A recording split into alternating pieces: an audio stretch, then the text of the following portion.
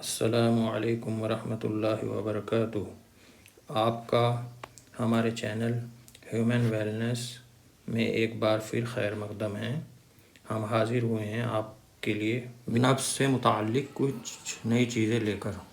उम्मीद है आपको हमारा लेक्चर फर्स्ट समझ में आया होगा।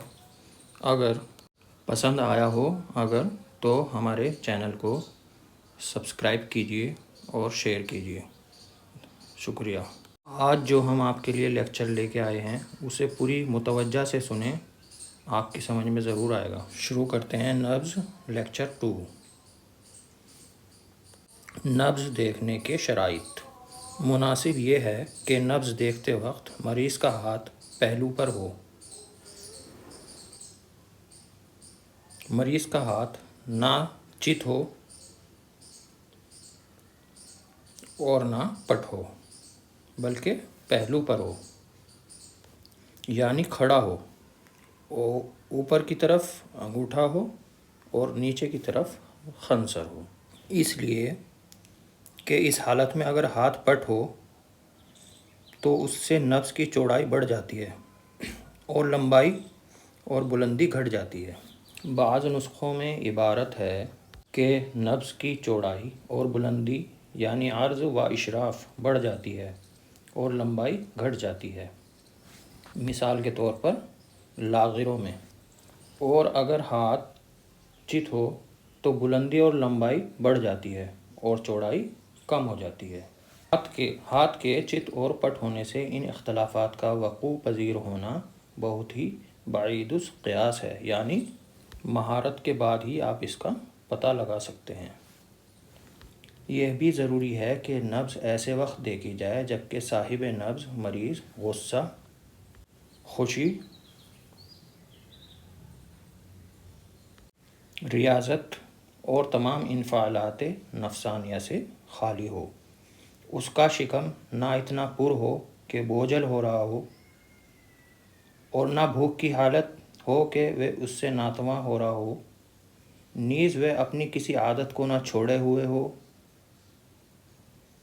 और ना उसने कोई नई आदत पैदा कर ली हो, क्योंकि इन तमाम उमूर से ख़िलाफ़ मक़तज़ाए मिजाज नब्ज़ में इख्तलाफ अज़ीम पैदा हो जाएगा।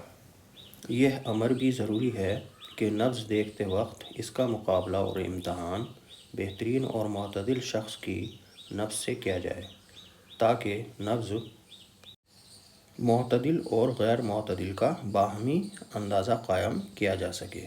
यानी नब्ज़ मोतदिल को पैमाना और मायार करार दिया जाए और उसको जहन में रखकर दूसरी नब्ज़ों को इस पैमाने पर जांचा जाए और उसी के मुताबिक अहकाम जारी किए जाएँ।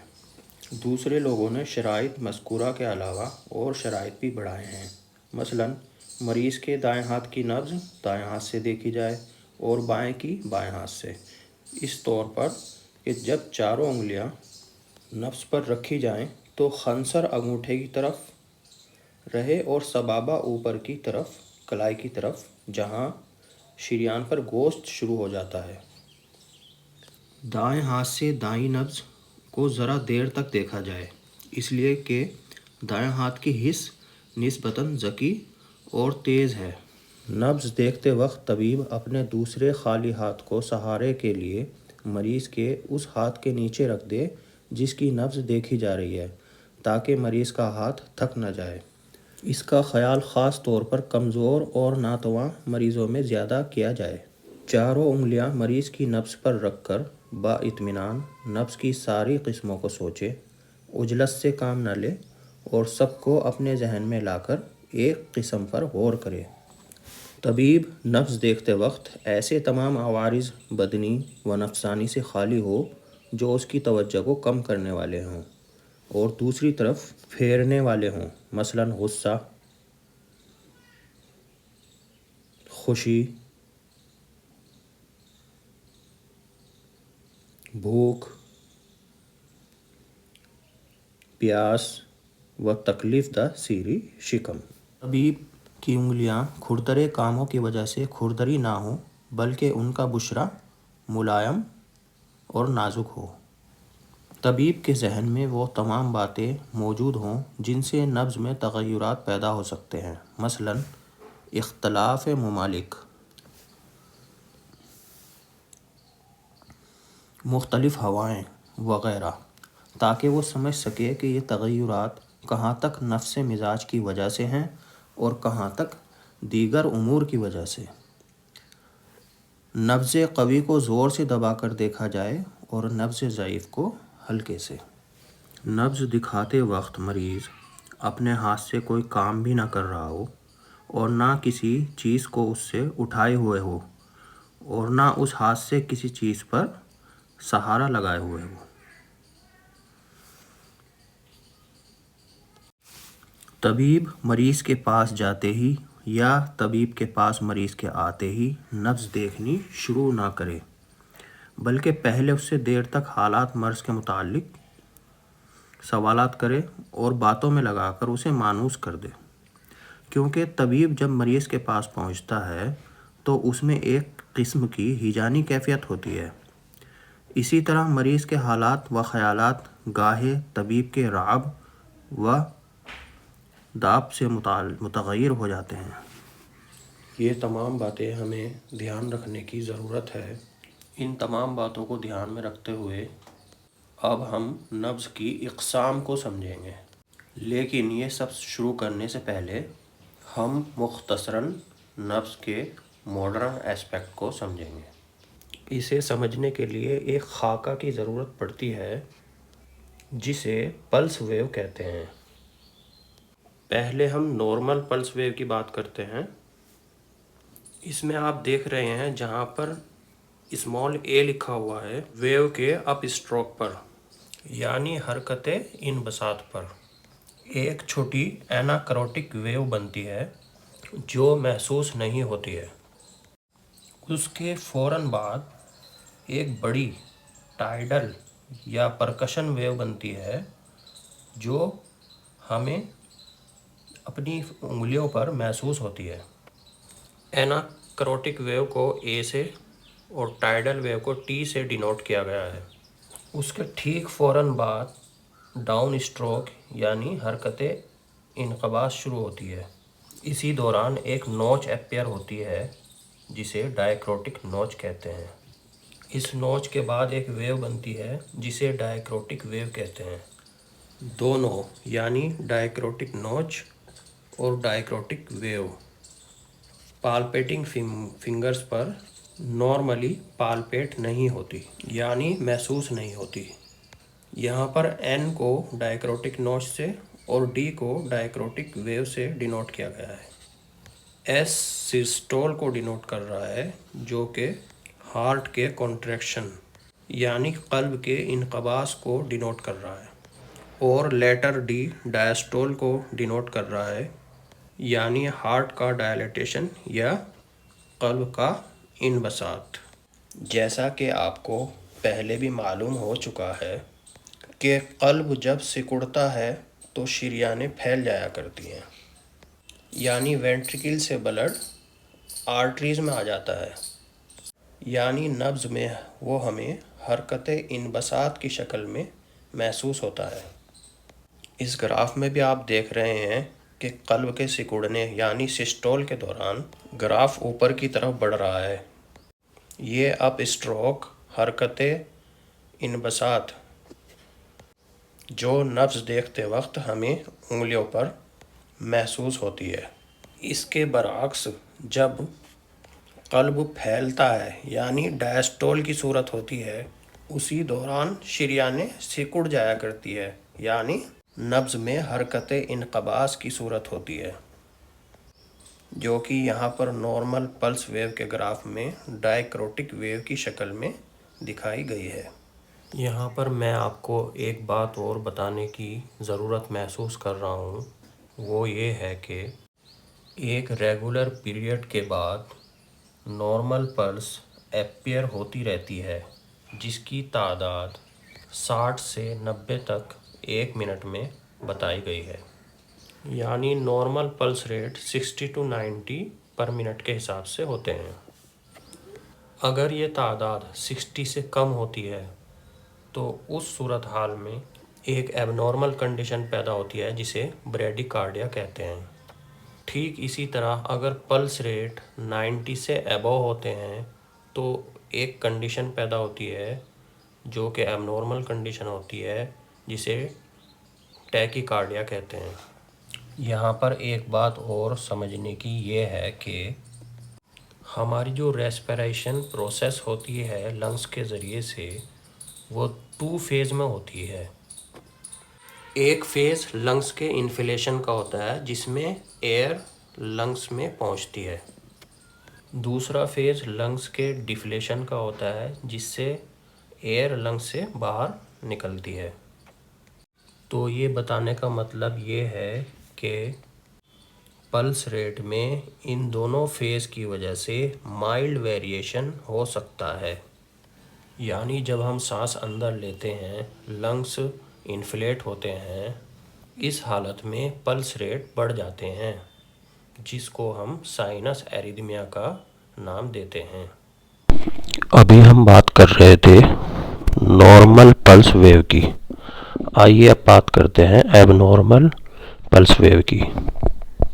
इसकी मुख्तलिफ इक़साम होती हैं, जैसे नंबर 1 एनाकरोटिक पल्स। इसे स्लो राइजिंग पल्स भी कहते हैं, यानी सिस्टोल के दौरान ग्राफ का एटीट्यूड ज़्यादा ऊपर तक नहीं जाता है।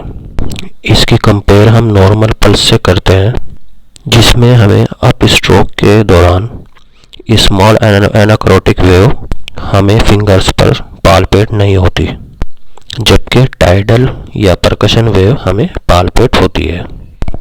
जबकि एनाकरोटिक पल्स 2 बार बीट करती है। इसमें जो बीट हमें पालपेट होती है वो दोनों होती हैं, एनाकरोटिक और टाइडल वेव, और ये दोनों हमें सिस्टोल के दौरान ही पालपेट होती हैं। लीजिए ग्राफ पे देख लीजिए, ये दिखा रहा है कि ए और टी वेव ज़्यादा प्रोमिनेंट है बनिस्बत नॉर्मल पल्स वेव में जो ए और टी वेव होती है। और इसे महसूस करने के लिए कैरोटिड आर्टरी सबसे अच्छी होती है, जहाँ पर आप इसको पालपेट कर सकते हैं, और ये मिलती है एरोटिक स्टेनोसिस में। यानी एरोटिक स्टेनोसिस में एनाकरोटिक पल्स मिलती है, जिसे हम बेस्ट पालपेट कर सकते हैं कैरोटिड आर्टरीज पे। सेकंड नंबर पर जो एबनॉर्मलिटी होती है उसे कहते हैं पल्सस बिसफेरेंस। ये रैपिड राइजिंग होती है, यानी ग्राफ में तेज़ी के साथ ऊपर की तरफ बढ़ती है। जैसा कि आप ग्राफ में देख सकते हैं, ए वेव ज़्यादा प्रोमिनेंट है बनिस्बत टी वेव के। हालांकि ए और टी वेव दोनों पालपेट होती हैं सिस्टोल के दौरान। चूँकि पहली वेव बिग है तो वो पहले महसूस होगी टाइडल या परकशन वेव की शक्ल में। दूसरी छोटी वेव स्मॉल वेव की शक्ल में पालपेट होती है। सिस्टोल के दौरान ही 2 बार बीटिंग होती है, ट्वाइस बीटिंग। परकशन वेव पहले महसूस होती है और स्मॉल वेव बाद में महसूस होती है हमारी फिंगर्स पर। ये एबनॉर्मलिटी मिलती है इडियोपैथिक हाइपरट्रोफिक सब एरोटिक स्टेनोसिस में। इसमें क्या होता है, वेंट्रिकल अपना 80% आउटफ्लो तो इजेक्ट कर देता है। उस वक्त सिस्टोल के दौरान कोई ऑब्स्ट्रक्शन भी नहीं होता है, लेकिन सिस्टोल के दौरान में जब एरोटिक वाल्व फैलकर हाइपरट्रोफाइड सेप्टम पर मिलती है उस वक्त ब्लड फ्लो कम हो जाता है। फिर सेकेंड स्मॉल वेव जब अपीयर होती है जब लेफ्ट वेंट्रिकल ऑब्स्ट्रक्शन को कवर करने की दोबारा से कोशिश करता है। सेकंड कंडीशन होती है सीवियर एट्रियल इनकम्पिटेंस की विद माइल्ड एट्रियल स्टेनोसिस। इसमें शुरुआती ब्लड फ्लो वॉल्यूम बढ़ जाता है एट्रियल इनकम्पिटेंस की वजह से। बाद में एक और छोटी वेव अपीयर होती है माइल्ड एट्रियल स्टेनोसिस की वजह से। फर्स्ट वेव अपीयर होने के बाद वेंट्रिकल का residual blood mild aortic stenosis होने की वजह से हाई वेलोसिटी के साथ फ्लो करता है और एक सेकंड वेव की शक्ल में अपीयर होता है ग्राफ में। अब बात करते हैं तीसरे नंबर पर डायक्रोटिक पल्स की। ये भी एक एबनॉर्मलिटी होती है। फ़र्क सिर्फ इतना होता है कि इसमें सेकंड बीट जो पैदा होती है वो डायस्टोल के दौरान बनती है, जबकि एनाकोरोटिक पल्स और पल्सस बिस्फेरेंस में दोनों वेव सिस्टोल के दौरान अपीयर होती है। यह भी ट्वाइस बीटिंग पल्स होती है। इसमें फर्स्ट परकशन वेव फेल्ट होती है ड्यूरिंग सिस्टोल, जबकि सेकंड डायक्रोटिक वेव महसूस होती है डायस्टोल के दौरान। और ये कब महसूस होती है? पेरिफेरल रेजिस्टेंस और डायस्टोलिक प्रेशर जब लो होता है। एक बार आपको ग्राफ भी दिखा देते हैं किस तरह से first percussion wave high amplitude के साथ सिस्टोल में पैदा हो रही है और second dicrotic wave low amplitude के साथ डायस्टोल में पैदा हो रही है। Peripheral resistance and diastolic pressure किन हालात में लो होता है, जैसे typhoid fever, congestive cardiac failure, cardiac tamponade और फॉलोइंग ओपन हार्ट सर्जरी। ये वो हालात हैं जिसमें डायक्रोटिक पल्स मिलती है। अब आते हैं नेक्स्ट एबनॉर्मलिटी जिसका नाम है पल्सस पार्वस एट टार्डस। ये भी एनाकोरोटिक पल्स की तरह स्लो राइजिंग पल्स होती है। इसमें भी अप स्ट्रोक के दौरान एक एनाकोरोटिक वेव बनती है जो हमें पाल्पेट नहीं होती। ये भी एरोटिक स्टेनोसिस में दिखाई देती है। ग्राफ देख लीजिए। नेक्स्ट एबनॉर्मलिटी है पल्सस अल्टरनेंस। इसको पहचाना जाता है स्ट्रॉन्ग और वीक बीट पैदा होने की वजह से, जो कि एक दूसरे से अल्टरनेट इंटरवल पर बनती हैं। जैसा कि आप ग्राफ में देख रहे हैं, एक पल्स जो स्ट्रॉन्ग है उसका एम्पलीट्यूड ऊपर तक जा रहा है और दूसरी बीट वीक है जिसका एम्पलीट्यूड नीचे जा रहा है, जो कि अंतराल पर है। यानी एक स्ट्रॉन्ग और फिर एक वीक, फिर स्ट्रॉन्ग और फिर वीक, यानी अल्टरनेटली ये पैदा होती हैं।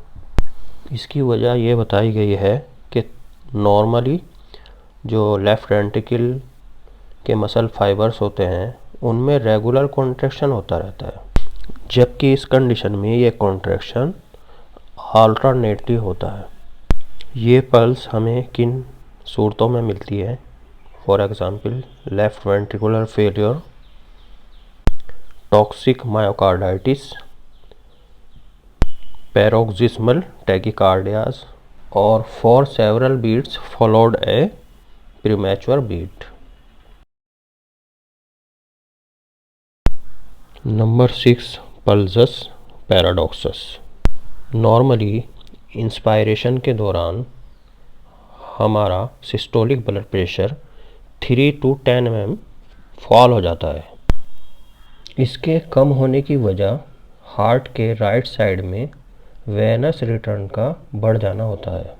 लंग्स के एक्सपेंशन के दौरान वहाँ की वेसल्स में यानी पल्मोनरी वेसल्स में ब्लड तेज़ी के साथ आना शुरू हो जाता है। इस तरह इंस्पिरेशन के दौरान इंट्राथोरेसिक प्रेशर नेगेटिव हो जाता है। अब इसकी वजह से हार्ट के लेफ़्ट एट्रियम और लेफ़्ट वेंट्रिकल की तरफ वेनस रिटर्न कम हो जाता है। इसका नतीजा ये निकलता है कि लेफ़्ट वेंट्रिकल की आउटपुट कम हो जाती है और आर्टेरियल प्रेशर को 3 से 10 mm तक कम कर देती है। जब इंस्पायरेशन के दौरान arterial systolic blood pressure 10 mm से ज़्यादा कम हो जाता है तो उस सूरत हाल को पल्सस पैराडॉक्सस कहते हैं। और एक्सट्रीम केसेस में ये भी देखने में आता है कि जो पेरिफेरल पल्स होती है वो इंस्पायरेशन के दौरान डिसअपियर हो जाती है। और इसी दौरान अगर हम स्टेथोस्कोप की मदद से हार्ट साउंड सुने तो हार्ट साउंड सुनाई देती है, जबकि उस ऑडिबल साउंड की बीट हमें पाल्पेटरी फिंगर्स पर पाल्पेट नहीं होती। अगर मरीज़ को हम लगातार एयरवे प्रेशर दे रहे हैं मैकेनिकल वेंटिलेटर की मदद से, तो इस सूरत में रिवर्स पल्सस पैराडॉक्सस अपीयर हो सकता है। इसके अलावा और किन बीमारियों में पल्सस पैराडॉक्सस देख सकते हैं, जैसे सुपीरियर वेना केवा ऑब्स्ट्रक्शन, कुछ लंग्स कंडीशन होती हैं जैसे एज़मा, एम्फाइजीमा और एयरवे ऑब्स्ट्रक्शन। कुछ कार्डियक कॉजेज भी होते हैं जैसे पेरिकार्डियल इफ्यूजन, कंस्ट्रक्टिव पेरिकार्डिटिस और सीवियर कंजेस्टिव कार्डियक फेलियर। और ये भी नोट कर लेना चाहिए कि एनकिलोजिंग स्पॉन्डिलाइटिस की वजह से अगर थोरैसिक केज इमोबाइल है तो पल्सस पैराडॉक्सस नहीं मिलती है। नेक्स्ट है पल्स इज बाई माइनस, इसे कपलिंग भी कहते हैं। इसमें पल्स वेव पेयर्स में होती हैं। इसमें दो पल्स बीट होती हैं जो एक दूसरे के बहुत करीब होती हैं, पेयर्स में होती हैं, और उसके बाद एक बड़ा पॉज आता है। सेकंड पल्स फर्स्ट पल्स के बमुकाबिल वीक होती है और ये वेंट्रिकल के हर बीट के बाद प्रीमेच्योर कॉन्ट्रैक्शन की वजह से होती है। इसके कॉजेज होते हैं alternate premature beat, AV block यानी every third sinus impulse being blocked, और sino atrial block with ventricular escape. Next है 3D पल्स। ये नब्ज बहुत तेज़ी से चलती है, पल्स वेव स्मॉल होती है और ऐसा महसूस होता है हमारी पाल्पेटिंग फिंगर के नीचे से एक बहुत बारीक धागा गुजर रहा है, बहुत जल्दी डिसअपियर भी हो जाती है। ऐसी पल्स हमें शॉक में देखने को मिलती है, ख़ास तौर पर जो कार्डियोजेनिक होता है यानी कल्ब की वजह से। नेक्स्ट है वाटर हैमर पल्स। ये लेफ़्ट वेंट्रिकल के स्ट्रोक वॉल्यूम के बढ़ जाने की वजह से, स्ट्रोक वॉल्यूम यानी एक बीट में जितना ब्लड वेंट्रिकल से इजेक्ट होता है, और आर्टरीज का पेरिफेरल रेजिस्टेंस कम हो जाता है, यानी फ्लोइंग ब्लड जो आर्टरीज की वॉल पर प्रेशर लगाता है। आर्टरीज की वॉल में एक लचक होती है जो खून की दबाव की वजह से आर्टरीज की वॉल को फैलने से रोकती है, जिसे पेरिफेरल रेजिस्टेंस कहा जाता है। जाहिर सी बात है जब ये रेजिस्टेंस कम हो जाएगा तो ब्लड के दबाव की वजह से आर्टरीज ज़्यादा फैल जाएंगी और नतीजतन हमें फिंगर्स के नीचे वाइड पल्स प्रेशर पाल्पेट होगा और पल्स हमारी फिंगर पर तेज़ी से टकराएंगी और फिर एकदम गायब भी हो जाएंगी। और इसको हम सबसे अच्छा महसूस कर सकते हैं रेडियल आर्टरी पर।